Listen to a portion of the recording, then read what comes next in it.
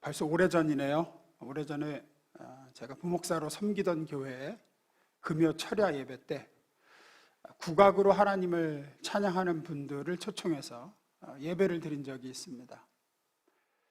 전통 춤사위와 전통 악기를 가지고 국악 찬양으로 하나님을 찬양하는 모습이 참 많은 은혜와 감동을 받았습니다. 제가 성도들도 그랬고요.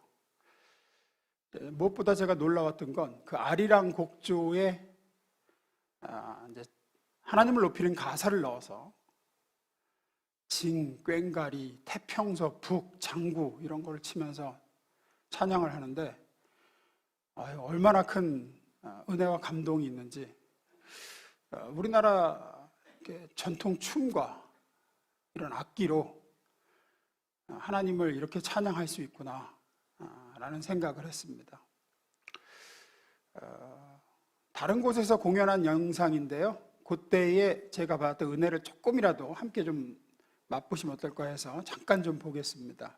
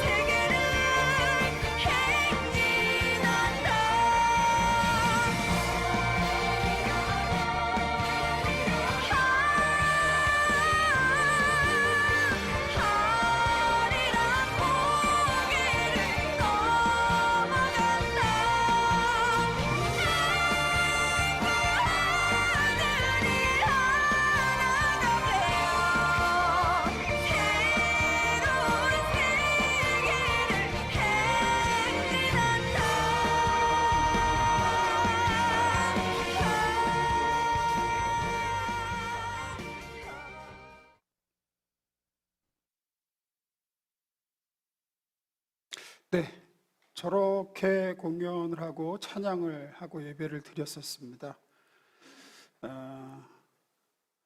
영상에서는 잘 안 들리는데 얼마나 꽹과리 소리가 신명이 나고 그 장구, 북 이런 것들이 얼마나 이게 찬양하는 데 쓰여질 수 있는지 제가 좀 놀랐어요. 근데 그날 예배를 마치고 성도분들 중에 몇몇이 이게 이제 보기가 조금 안 좋으신 분들이 있었나 봐요. 교회가 기생집이나 무당 구판도 아니고 말이야. 저게 뭐 하는 거냐고 이제 연세 있으신 분들 중에 몇몇이. 왜냐하면 국악과 전통 악기 또 저런 춤들이 예전엔 대부분 이제 기생집이나 실제 무당 구판에서 사용됐었기 때문입니다. 실제로 국악의 장단 중에 굿거리 장단이라는 게 있는데 그 굿거리의 굿이 그 굿입니다. 굿할 때 치던 12박자 장단을 얘기하는 거죠. 이런 경건치 못한 음악과 이런 귀신 숭배나 쓰이던 저런 악기들을 어디 교회로 끌고 들어와가지고 하느냐 뭐 이런 거였어요. 하지만 이런 생각은 잘못된 생각입니다. 왜냐하면 우리가 부르는, 지금도 우리가 지금 부르는 찬송가 멜로디나 또 가사 중에도 당시 그 찬송가가 쓰여졌을 때의 대중들에게 익숙한 민요나 막 술집에서 부르는 유행가에 하나님을 찬양하는 가사를 담아서 찬송가로 이렇게 만든 게 많아요. 예를 들어서 뭐 대표적인 게 주 하나님 지으신 모든 세계 이거 있잖아요. 그 스페인 민요입니다. 민요. 곡조는 그 스페인 민요에다가 가사를 넣었죠.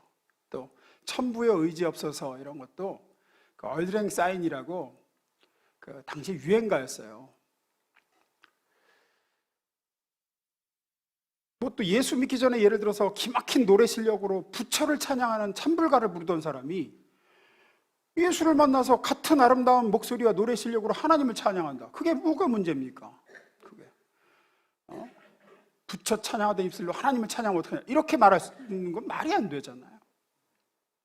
오히려 기껏해야 기생집이나 구판에서나 쓰이던 꽹과리와 징과 북과 춤사위가 하나님을 찬양하는 데 이제 사용되니 얼마나 근사하고 훌륭하고 더 가치 있는 음악과 악기와 춤이 되는 겁니까?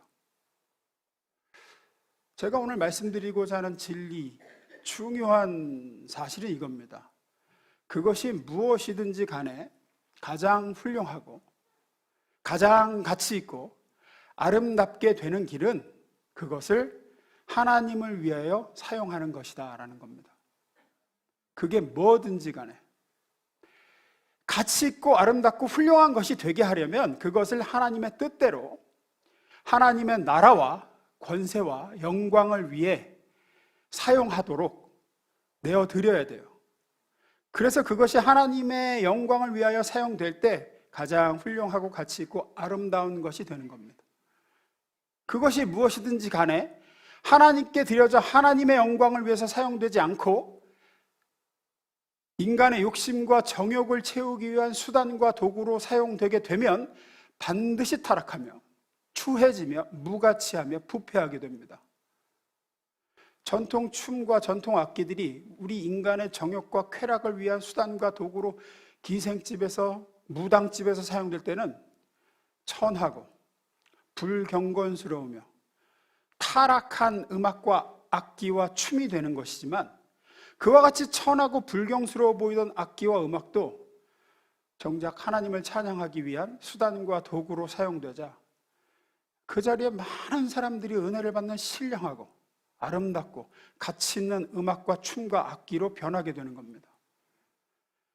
따라서 우리가 가장 아끼고 귀하게 여기는 것들을 정말로 귀하고 아름답고 가치 있는 것으로 만들려면 그것들을 하나님의 뜻대로 하나님의 나라와 아버지의 권세와 영광을 위하여 사용되어져야 합니다. 그래서 예수님께서 너희는 이렇게 기도하라 라고 기도를 가르쳐주시며 제일 마지막으로 주신 기도문이 오늘 본문이죠. 봅니다. 읽습니다. 시작.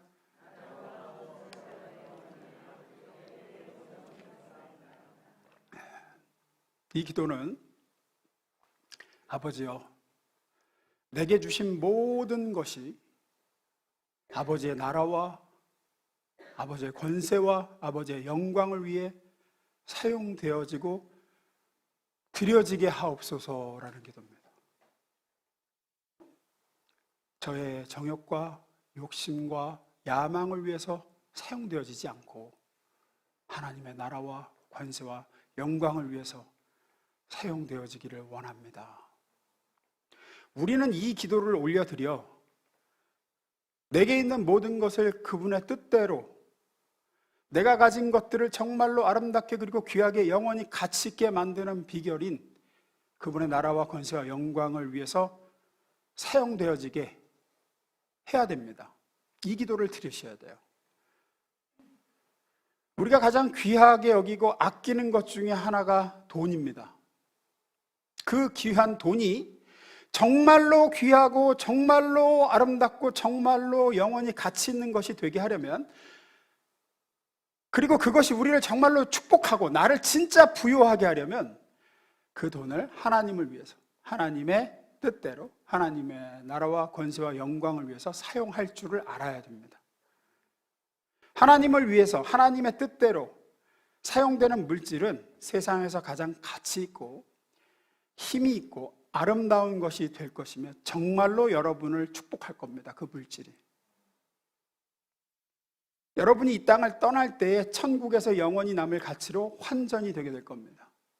하지만 그 귀한 돈을 하나님을 위하여 하나님의 나라와 권세와 영광을 위해서 사용되지 않고 개인적인 욕심과 정욕을 채우는 수단과 도구로만 사용한다면 그 돈은 마치 기생집과 구판에서 쓰여진 전통 춤과 악기처럼 천하고 불경스럽고 부패하고 타락한 돈이 될 겁니다.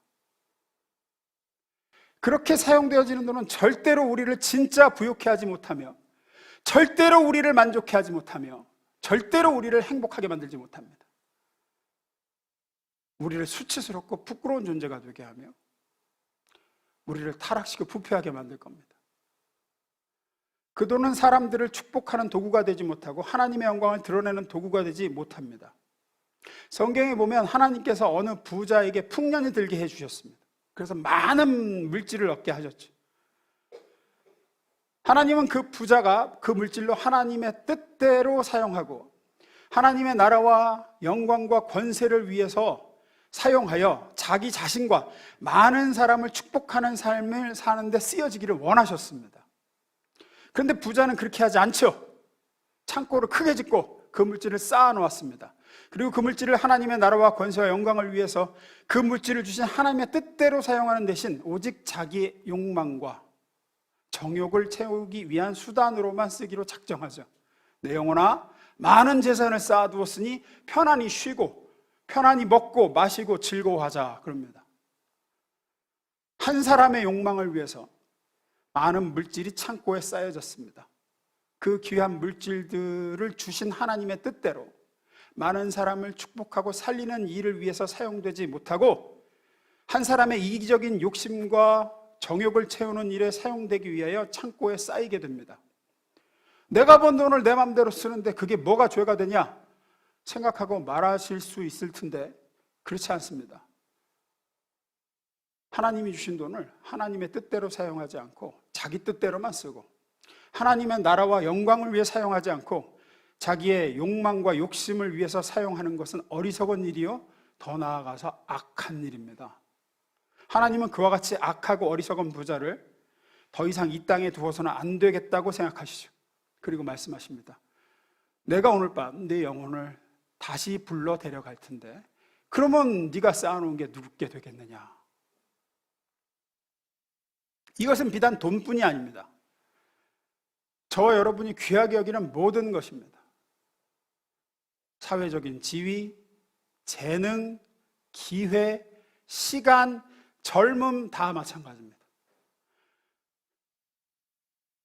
모든 것들은 그 자체로서는 우리에게 축복이 되지 못합니다.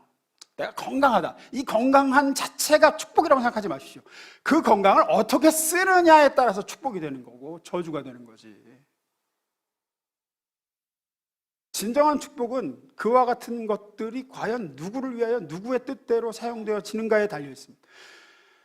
건강이든 지위든 재능이든 젊음이든 기회든 시간이든 하나님의 나라와 아버지의 권세와 영광을 위해서 아버지의 뜻대로 잘 사용된다면 그것들은 참으로 귀하고 아름다우며 영원히 남을 가치 있는 것들이 될 겁니다. 그러나 그와 같은 것들을 하나님을 위하여 하나님의 뜻대로 사용하지 않고 자신의 이기적인 욕심과 야망만을 위해 사용된다면 그것은 절대로 우리 삶을 축복하는 아름다운 것이 되지 못합니다. 반드시 우리를 저주하고 타락시키는 악한 것이 됩니다. 하나님은 그래서 성경을 통해서 여러 번 말씀하셨습니다. 고린도전서 10장 31절입니다. 읽습니다. 시작.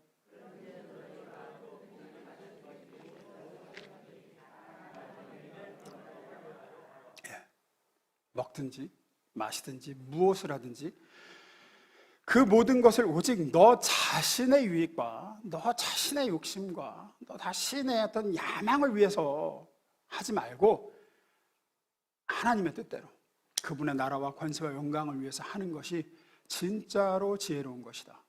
그것이 네가 가장 복되게 내고 남는 장사다. 디모데후서 2장 20절 21절에는 이런 말씀이 있습니다. 우리가 잘 아는 말씀일 겁니다. 제가 읽습니다. 큰 집에는 금 그릇과 은 그릇뿐 아니라 나무 그릇과 질 그릇도 있어 귀하게 쓰는 것도 있고 천하게 쓰는 것도 있나니 그러므로 누구든지 이런 것에서 자기를 깨끗하게 하면 귀히 쓰는 그릇이 되어 거룩하고 주인의 쓰심에 합당하며 모든 선한 일에 준비함이 되리라. 사람 중에는 금그릇 같은 사람도 있고 은그릇 같은 사람도 있고 나무그릇, 질그릇 같은 사람도 있습니다. 세상적 기준에서 각자의 재능, 사회적인 지위, 재력, 나이, 실력 등등등 세상 사람들은 그냥 그런 것들로 사람의 그릇을 구별합니다. 하지만 하나님은 그러지 않으신다는 거죠. 중요한 것은 그릇의 재료가 아닙니다. 금이냐 은이냐 이게 아닙니다. 내가 가진 돈이 얼마 없어도 내가 재능이 보잘것없고 뭐 사회적인 지위가 낮고 내가 나이가 많아도 내가 좀 건강이 안 좋아도 중요한 것은 그것을 누구를 위하여 그리고 무엇을 위하여 사용할 것인가예요. 하나님의 뜻대로 아버지의 나라와 권세와 영광을 위해서 내 보잘것없는 것들이지만 내어드립니다. 사용해 주십시오 하고 내 돈과 시간과 재능과 내 삶을 내어드리면, 내 몸을 드리면 하나님은 그걸 받으시고 보리떡 5개와 물고기 2마리처럼 축복하사 수많은 사람을 먹이고 살리는 자로 우리를 써주실 줄로 믿습니다. 높이고 아름답게. 포항 근교에는 1995년에 세워진 기독교 종합대학이 한동대학교가 있습니다. 아마 아실 거라고 생각합니다. 이 학교는 처음부터 개교 때부터 학생 전원 기숙사 생활을 원칙으로 학교가 세워졌습니다.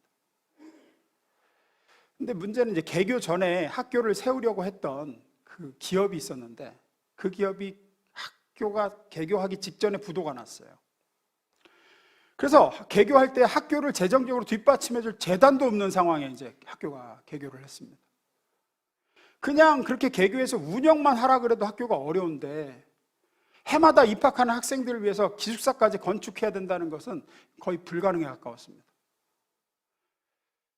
그럼에도 이 한동대학교가 이와 같은 불가능한 일들을 기도로 해결을 해서 나가기 시작했어요.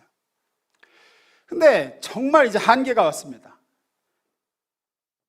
이제 처음에 1학년 입학했을 때는 기숙사 건물이 하나만 있어도 돌아가는데 2학년, 3학년 계속 입학을 하니까 건물이 지어지질 못한, 돈이 없어 지어지지 못한 상황에서 전 학생 기숙사 생활이 불가능해지는 겁니다. 그래서 어쩔 수 없이 학교에서는 기숙사에 입사하는 학생들에게 100만 원씩 기탁금을 받기 시작했습니다. 100만 원 얼마 안 되는 것 같지만 90년대니까 꽤 큰 금액이죠. 기숙사에 입사할 때 100만 원을 기탁하면 졸업해서 퇴사할 때 학교에서 그 돈을 돌려주겠다, 이렇게 이제 시작을 한 거죠. 그렇게 해서라도 어떻게든 재정적인 압박을 좀 덜어보고 기숙사를 좀 다시 지금 신축을 계속 해가지고 학생들이 기숙사를 제공하려고. 학교는 그만큼 힘들고 어려웠습니다. 학교 방침에 따라 100만 원의 기탁금을 내고 입사하는 학생들이 생겨났습니다. 근데 이 기탁금 내라는 게 강제가 아니었어요. 낼 수 있는 사람은 내라, 이렇게 했습니다. 100만 원의 기탁금을 내기 어려운 학생들은 그냥 기탁금 없이 기숙사에 입사했습니다. 이게 강제적으로 시행되지 않았던 거죠. 보통 학교 같으면 강제적으로 시행하지 않는 기탁금을 강제적으로 시행하지 않는데 자율적으로 낼 사람 내십시오 하는데 기탁금을 내는 학생이 있었겠습니까마는 한동대는 안 그랬습니다. 재정적으로 여유 있는 대부분의 학생들은 다 기탁금을 냈고 그렇지 못한 사람은 내지 못했습니다. 학교와 기숙사 그리고 학생들 사이에 이게 큰 문제가 되지 않았습니다. 근데 이렇게 해도 이게 기숙사가 해결이 안 됐어요. 그래서 2년 후부터는 전교생에게 기숙사를 다 보장할 수 없는 지경에 이르게 됐습니다. 결과 할 수 없이 몇 % 정도의 학생들은 학교 밖에 방을 얻어서 나가야 됐습니다.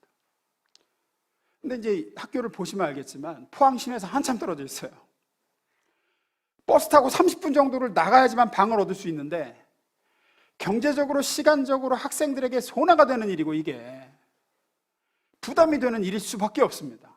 서로 안 나가려고 할 수밖에 없죠. 누구나 다 학교 기숙사에 있기를 원하기 때문에 학교에서는 할 수 없이 기숙사에 입사할 수 있는 자격 기준을 제시했습니다. 여러 가지 기준 중에 이 기준을 우선 내건 게 뭐냐? 아까 뭐 낸 사람?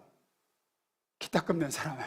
기탁금을 낸 사람은 우선적으로 입사시킬 수밖에 없다는 방안을 내놓았습니다. 학교에서. 학교로서는 그렇게 얘기할 수밖에 없었을 거예요. 그런데 그와 같은 학교의 방침에 대해서 학생들이 다른 이야기를 하기 시작했습니다. 기탁금을 냈기 때문에 기숙사에 먼저 들어갈 권리와 특권을 누린다는 것은 그것은 세상적인 방법이고 방식이지 하나님의 뜻이 아니라라고 학생들이 들고 일어났습니다. 한동대는 하나님의 법과 식으로 하나님의 인재를 양성하기 위해서 세워진 하나님의 대학이기 때문에 이런 일들을 세상의 식으로 생각하고 결정하지 말고 하나님의 뜻이 뭔지를 분별해야 된다고 생각한다. 그게 학생들의 주장이었습니다. 학생들이 주장하는 하나님의 뜻은 기탁금을 내지 못하는 학생들이 기숙사 입사에 우선권을 가져야 된다라는 것이었습니다. 왜냐하면 기탁금을 낼 수 있는 학생들은 그래도 재정적으로 여유가 있는 사람들이고, 기탁금을 내지 못하는 사람들은 재정적으로 어려운 사람들인데, 재정적이 어려운 사람을 기숙사 밖으로 내보내면 저들이 어떻게 학교에 다니겠습니까? 학생들은 기탁금을 내지 못하는 학생들이 기숙사 밖으로 나가게 되는 일을 막기 위해서 재정적으로 조금이라도 여유가 있는 학생들이 먼저 자진해서 기숙사 입사 신청을 포기하기 시작했습니다.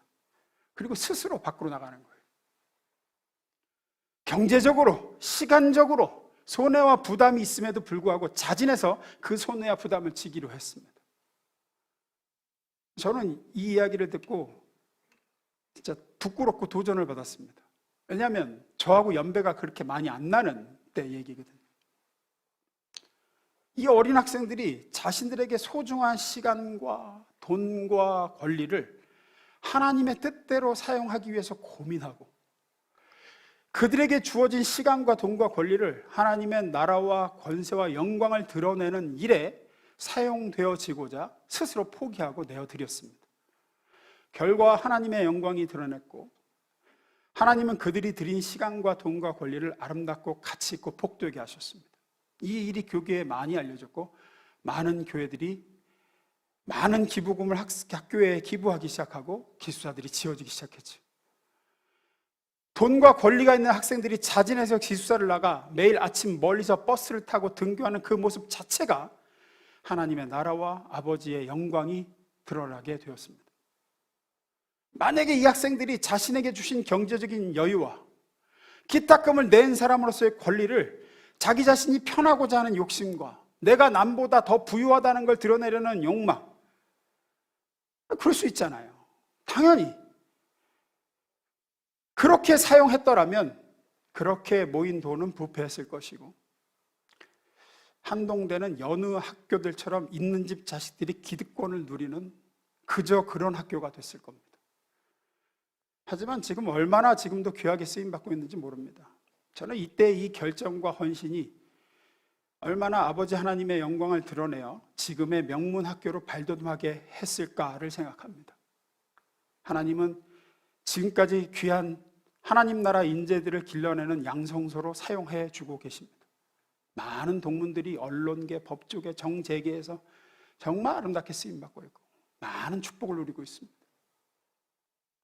말씀 마무리 짓겠습니다. 말씀드렸듯이 전에 사역했던 교회에서 드려진 찬양 예배 때 저는 사람들이 귀히 여기지 아니하고 불경스럽게까지 여기는 꽹과리와 북과 어떤 춤사위와 이런 것들을 통해서 많은 성도들이 얼마나 큰 은혜를 받았는지를 기억합니다. 그것은 꽹과리를 금으로 만들고 징이 은으로 만들어졌기 때문이 아니었습니다. 그 꽹과리와 징과 북이 하나님을 찬양하는데 사용되어졌기 때문입니다. 누구를 위하여서, 무엇을 위하여 그것을 사용하느냐가 중요합니다. 하나님을 위하여 하나님의 뜻대로 사용하면 나무 그릇도 질그릇도 귀한 그릇이 되는 줄로 믿습니다. 하지만 그것을 자기 자신만을 위해서 자기의 이기적인 욕심, 정욕을 채우는 데만 사용하려 들면 금그릇과 은그릇도 천한 그릇이 되고 부패한 그릇이 될 수밖에 없습니다. 사랑하는 성도분들, 여러분들이 귀히 여기는 모든 것들, 여러분이 가진 귀히 여기는 모든 것들을 아버지 하나님의 나라와 그분의 권세와 영광을 위해서 사용하시길 주임으로 축원합니다. 그러면 그 모든 것들이 다 아름답게 되어질 것이고, 하나님은 그것을 가지고 여러분뿐만 아니라 여러분 주위에 많은 사람을 축복하는 선한 도구가 되도록 가치 있게 하실 것입니다. 반대로 우리가 가지고 있는 것들이 아무리 많고 크고 귀한 것이라 해도 아버지의 나라와 권세와 영광을 위해서 쓰지 않고 이기적인 욕망을 위해서 사용되어지기만 한다면 그것들은 다 우리를 무가치하게 할 것이며 우리에게 수치스럽게 될 것이며 죄짓고 악하게 만드는 도구가 될 겁니다. 우리는 그것 때문에 망할 겁니다.